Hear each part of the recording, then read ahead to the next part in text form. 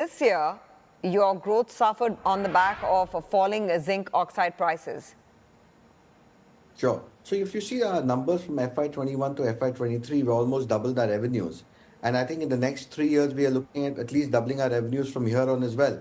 And the interesting part is that this doubling of revenue is being, catapulted by getting into two new geographies. One is in the western part of India, and there's an international location as well, where we're looking at putting up a plant or doing an acquisition. So these things put together would help increase our revenues as well as our volume numbers. And in addition to that, we're also looking at getting into certain niche zinc-based chemicals and also expand our portfolio in the zinc micronutrients business. So along with these things put together, we should be looking at overshooting the numbers that we have achieved in the past. And obviously, in H1 of this fiscal, there was a steep fall in zinc prices because of which our numbers got affected. Because obviously, we carry a inventory of 40 to 50 days, and there was a write down in the inventory because of the sharp fall in prices.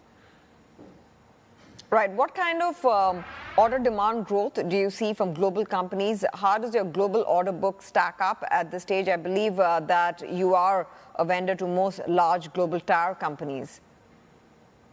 Sure. So you see, the tire industry in India is fairly robust, and there was a period from 2016 to 2021 that in that period that there was barely any increase in the volumes in the tire industry. And in that 5 year period, we grew our volumes at over a 12% CAGR. So you can well understand that there is a large entry barrier in the business. There's a large consolidation happening in the business, which is benefiting people like us. So we feel that we should be able to, at minimum, get those volume growth numbers intact, and in fact overshoot them by getting into new geographies where our existing market shares are fairly low. Okay, and what kind of market share expansion are you eyeing in different global markets? I mean, as a percentage of your order book, how much growth do you see coming in from overseas businesses, overseas orders?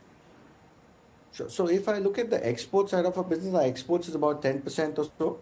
So I think the exports would slightly inch up because of the increase in the pharmaceutical grade zinc oxide and the battery grade zinc oxide that we're producing. And on the overall revenue mix from newer geographies that we're entering, whether it's in India or whether it's overseas, we expect that the overall revenue contribution from newer geographies would be in about the 20% range in the next 2 to 3 years, 3 years approximately.